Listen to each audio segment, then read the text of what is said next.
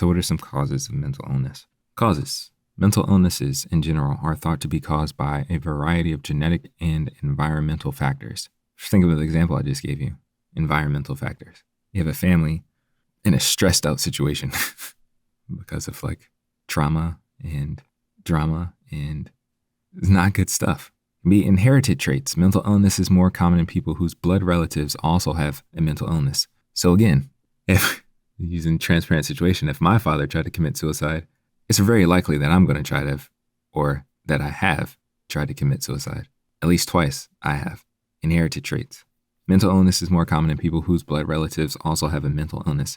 Certain genes may increase your risk of developing a mental illness, and your life situation may trigger it. Environmental exposures before birth. Exposure to environmental stressors, inflammatory conditions, toxins, alcohol, or drugs, while in the womb can sometimes be linked to mental illness.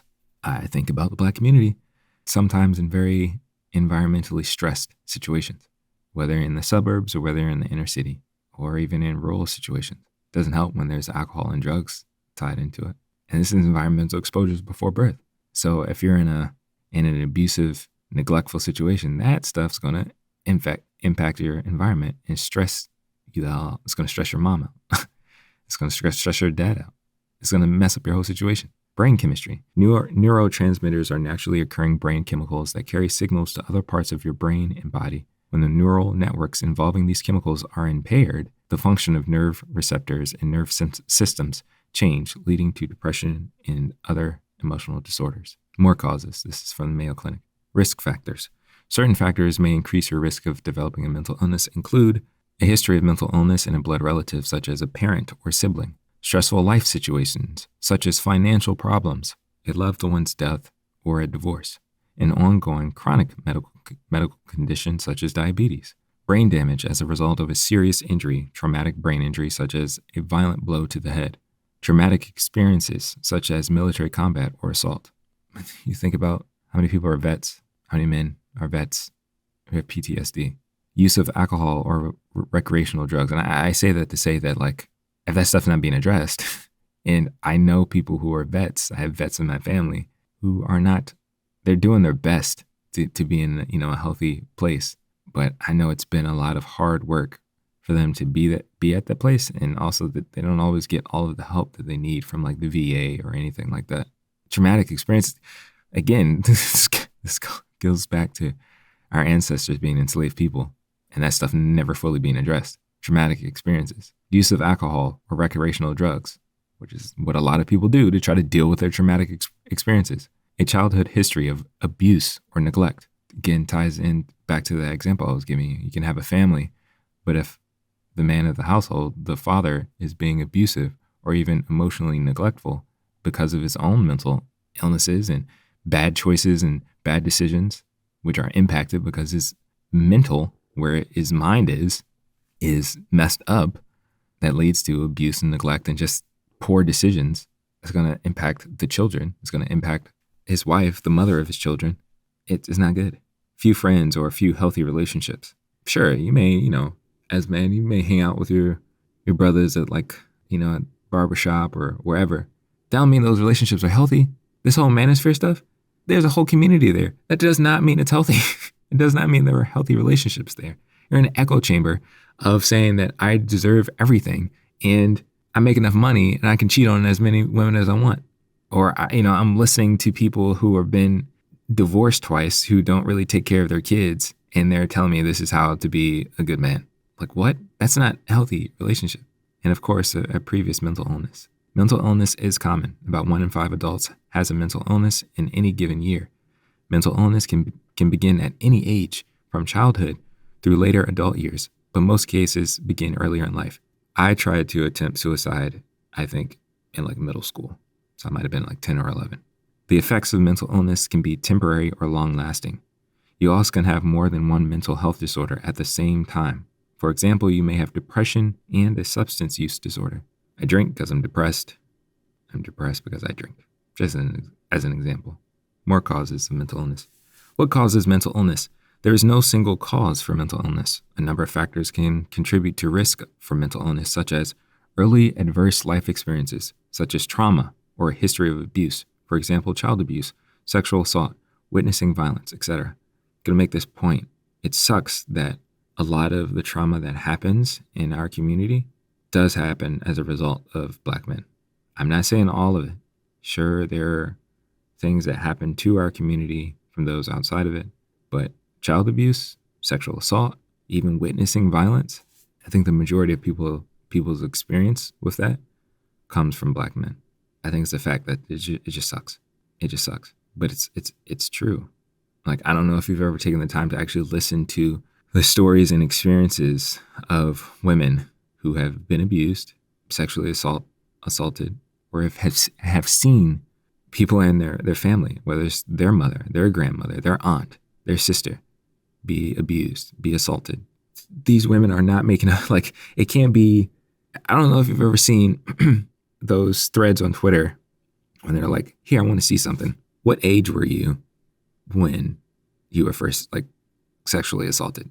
Those are long threads of situations where women, Black women, and I mean, it includes women as a whole, but again, I'm talking about specifically Black women because, again, I'm a Black man in a Black community, and that's my focus, and that's what I want to get better. All these women can't be lying. From different generations, different age groups, different areas within the country, that's a problem. And again, the majority of those situations have come and have been inflicted by Black men. That's not good. And that there's a problem there that needs to be addressed. Experiences related to other ongoing chronic medical conditions, such as cancer or diabetes, biological factors or chemical imbalances in the brain, use of alcohol or drugs, having feelings of loneliness or isolation, which happens as men, even though we are, humans in general are very, typically are designed to be very communal creatures.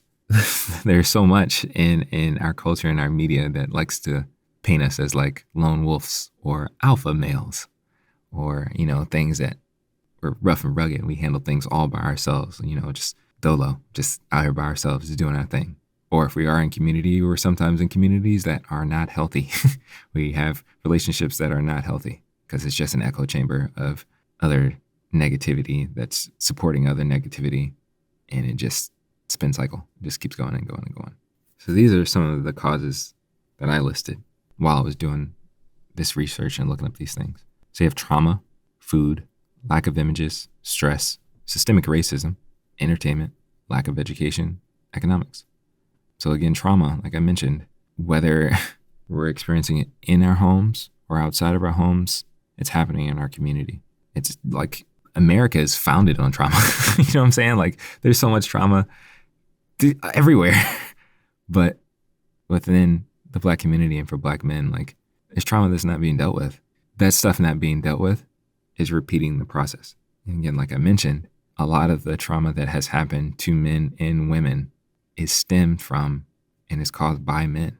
Like, you have situations where, like, if you grew up with a single parent, and say the single parent, the situation was, it's not caused by death. So say your dad was trying to be there, your father was trying to be there, and he died, for some reason. We don't know, medical or whatever, he died. But in the situation where you know who your father is or you're aware of him and he kind of lives down the street, but he's not in your household and he is just absent and he chooses to be absent, that's traumatic. That's traumatic. And I've heard cases where men will blame their single mothers who raised them and helped them get to adulthood and say, well, my mom chose wrong, so it's my mom's fault. It's my mom's fault. It's my mom's fault. Bro, you are suffering from trauma. You feel neglected. You feel abandoned. And you just don't know how to express it. You don't know how to point it out. Your dad left you. That sucks. Your dad left you. And you may not have the words or feel like you don't have the mental capacity to be able to say, like, yo, that hurts.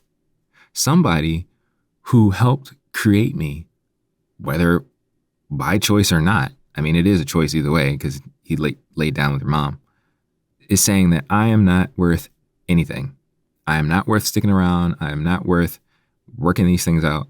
And he bounced, or he just chooses not to be present in your life. Because, yeah, you can have people who are emotionally unavailable, who are is in the house, but just not there. That is traumatic.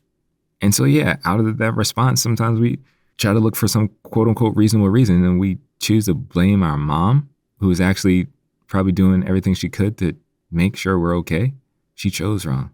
She should have chose better. No, your dad should have been a dad.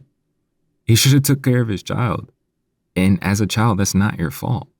I mean, this goes for men and women, you know, like there's so many women who, again, just feel neglected. My dad doesn't want me. He's not making any effort. My father's not making any effort to show that he cares about me, that I'm valuable to him or anything. That is traumatic as hell. The person who helped create you, the person whose face you probably bear, whose personality and mannerisms and things that you've picked up has said, you know what? You look like me, but I don't want you. You look like me. You sound like me. You're everything of me. I don't want you. Get away from me. I don't want anything to do with you. That hurts. That's traumatic. Heck yeah, that's going to mess up your mind. That's going to mess up the way you think about yourself and others around you. Now you don't have a good image. And now when you look at yourself in the mirror and you're trying to like deal with your own stuff, more than likely you're going to repeat the same image. And then yes, if you have the opportunity to do all the hard work and you break that cycle, but yo, that's traumatic. Stop blaming these women who are really doing the best they can in their own traumatic experiences, who are struggling and wrestling with their own mental illness. Don't do that. This manosphere stuff of saying women chose wrong, no. These dudes were jacked up in the head and made bad decisions. We have to acknowledge that. We have to admit that. And those men need to be held accountable. And we need to hold ourselves accountable so that we don't do the same thing. It's not okay. So yeah, bro, I can understand you're mad. That energy and that pain and stuff, directing it at your mom and making her the scapegoat and blaming her or saying it's all on it. No, it's the guy that's not there. Food. A lot of stuff that we're eating is not good for us. I think we know this.